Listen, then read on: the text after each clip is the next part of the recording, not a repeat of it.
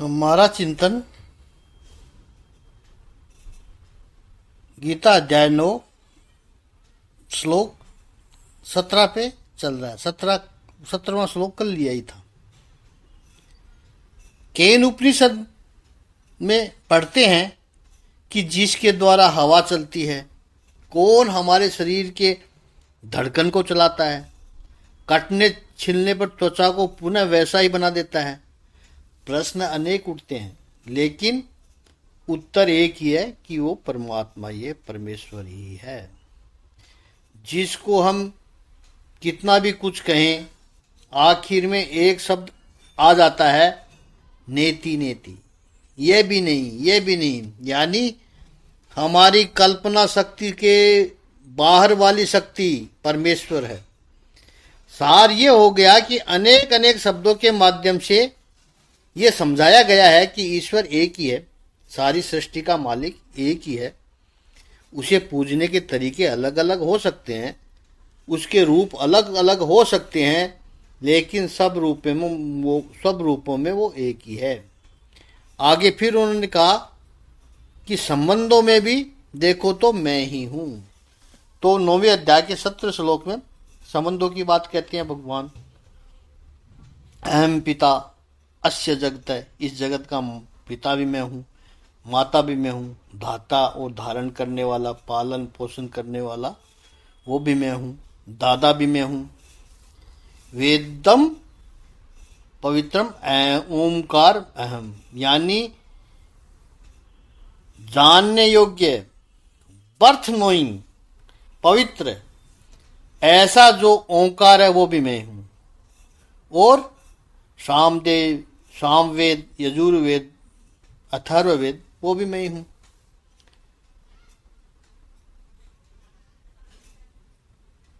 ऋग्वेद, सामवेद और यजुर्वेद, अथर्ववेद का नाम नहीं लिया।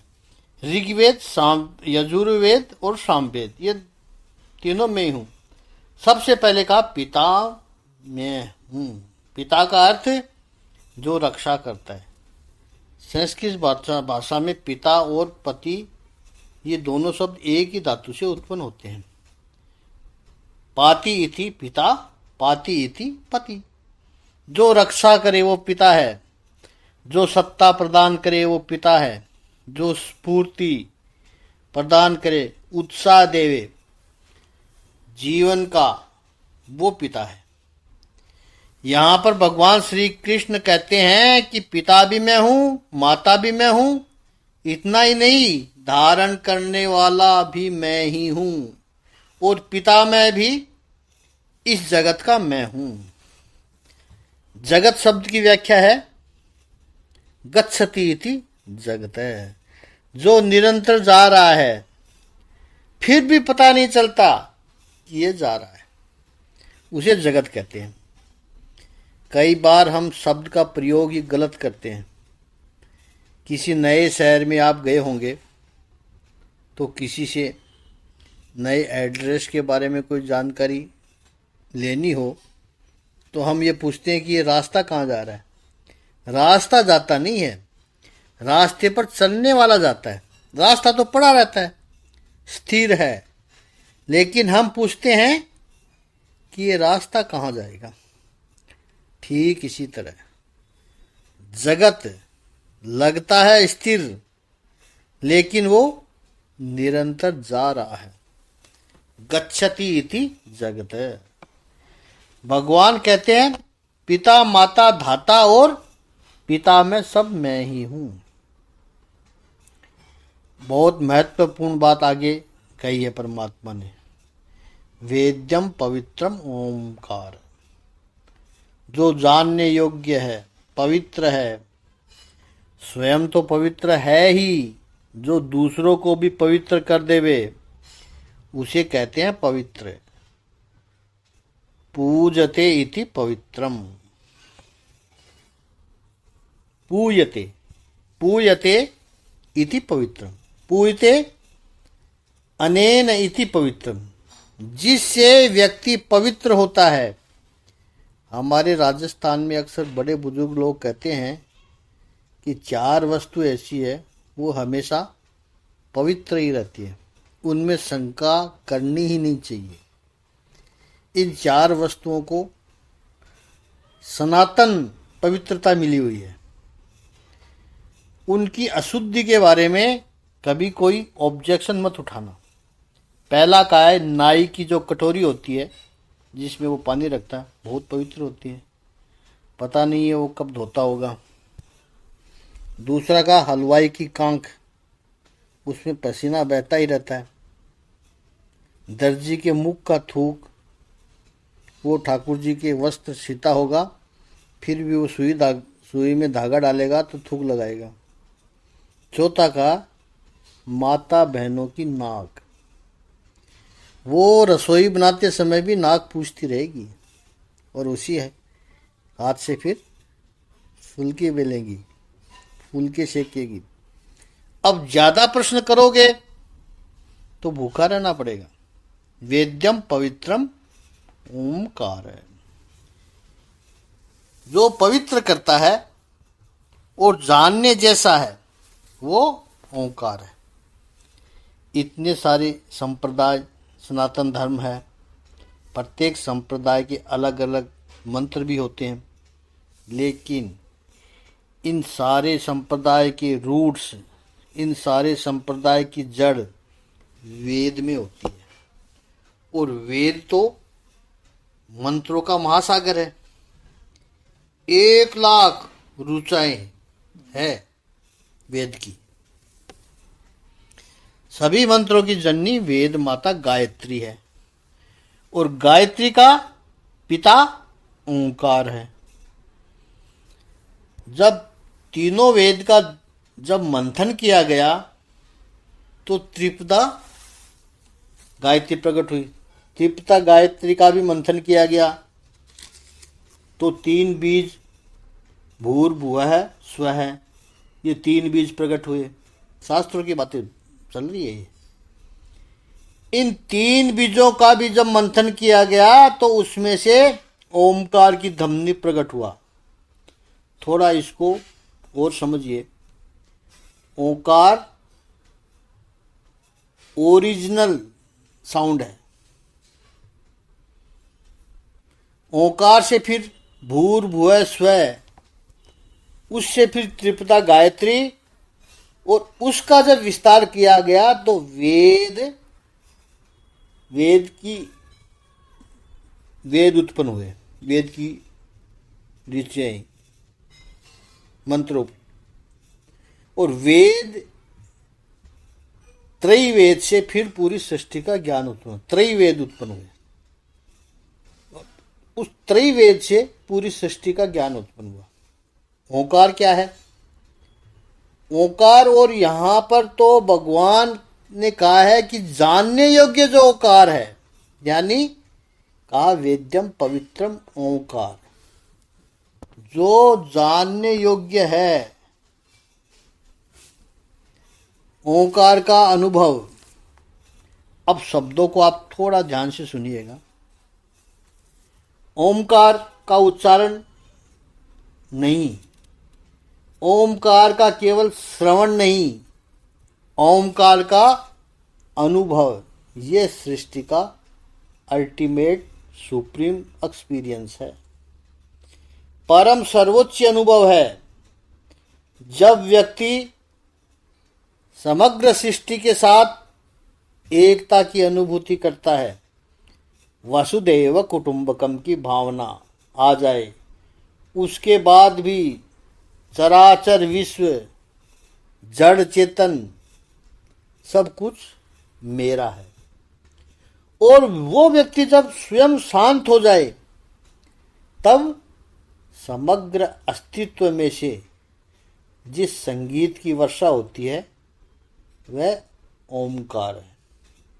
ओंकार मूल मंत्र है। हम जो संगीत का परिचय है वो संगीत घर्षण में से, टकराव में से उत्पन्न होता है। प्रघर्षण जब हो, ढोल नगाड़ा, तबला, बड़े बड़े ड्रम, इन सारों को आप देखो, उनको बजाना पड़ता है, मारना पड़ता है, ताली भी बजानी पड़ती है। यह घर्षण में से उत्पन्न होता है, संघर्ष में से उत्पन्न होता है। कोई दूसरे वायलिन जैसे इंस्ट्रूमेंट तार में घर्षण होता है, यानी दो चीजों का घर्षण होता है, तब संगीत प्रकट होता है। पूरे विश्व का जो संगीत है वहाँ टकराहट है, संघर्ष है। संस्कृत भाषा में कहें तो आहत है। ओम अनाहत नाद है, वहां कोई संघर्ष नहीं है। ओम में कोई आहत नहीं है, अनाहत स्वर है। सारे व्याघात, डिस्टरबेंसेस, सारी डिस्टरबेंसेस शांत हो जाते हैं। सारे संघर्ष जब खो जाते हैं, समग्र विराट सृष्टि जब नीरव शांति में लीन हो जाती है, शब्द रहित शांति में, नीरव शब्द रहित शांति में लीन हो जाता है, यानी सन्नाटे में लीन हो जाते हैं। लेकिन उस सन्नाटे में जो संगीत प्रकट होता है वो ओंकार है। It is the sound of silence. आप जब किसी पर्वत शिखर पर या फिर कहीं एकांत में गए हो, या कई ऐसे मेडिटेशन सेंटर होते हैं, वो एयर प्रूफ होते हैं, विंडो पर भी एयर प्रूफ ग्लासेस लगे होते हैं, बिल्कुल साउंड प्रूफ होल होता है।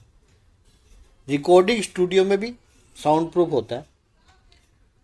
पूर्ण शांति जहां पर हो और वहां पर आप बैठो तो उस शक्ति का भी एक ध्वनि होता है, उस शांति का भी एक ध्वनि होता है।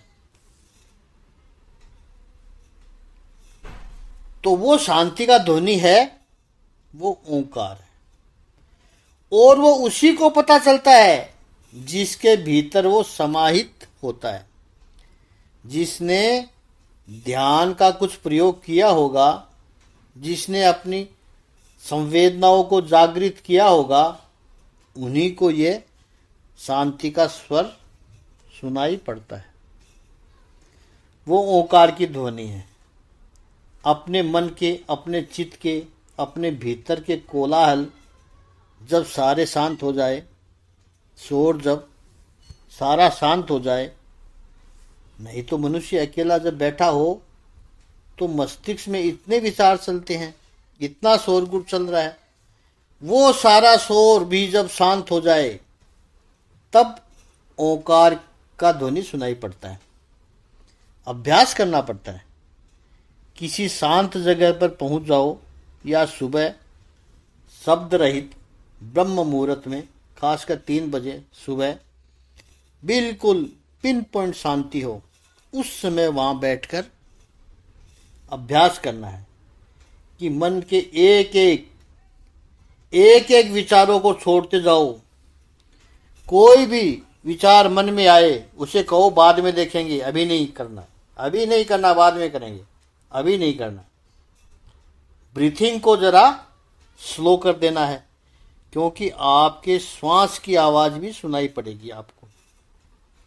डीप ब्रीथिंग, स्लो ब्रीथिंग करोगे तो परम शांति में वृद्धि होगी। ये केवल एक्सपीरियंस है, वो कान से नहीं आता है। वो एक अद्भुत वाइब्रेशन होता है, अद्भुत स्पंदन होता है, जो आप अपने समग्र अस्तित्व से अब्जॉर्व करते हैं। वो ओंकार का अनुभव है। भगवान श्री कृष्ण कहते हैं, मैं, वो ओंकार मैं हूं। यहां परम शांति का नाद है उनका। भगवान यहां परम शांति का नाद कर रहे हैं। और ये स्थिति आएगी, फिर वहां ध्यान करना नहीं पड़ता है, ध्यान हो जाता है, ध्यान लग जाता है, करना नहीं पड़ता है, वो ध्यान हो जाता है। कभी कभी हमारे अशोक काका से हम उनकी एक्सपीरियंस पूछते हैं। वो ध्यान कई सालों से वो ध्यान की प्रक्रिया में संलग्न रहते हैं, 3:20 पे उठते हैं, 6 बजे तक ध्यान करते हैं। तो उनके एक्सपीरियंस अच्छे लगते हैं और मैं पूछता भी रहता हूँ उनसे। ऐसी ही प्रक्रिया वो कुछ अपने अनुभव की बताते हैं। तो ध्यान अपने आप होता है, लग जाता है, करना नहीं पड़ता है। आगे का चिंतन कल करेंगे। ओम श्री सच्चिदानंद भगवान की जय। ओम श्री आनंद कंद भगवान की जय।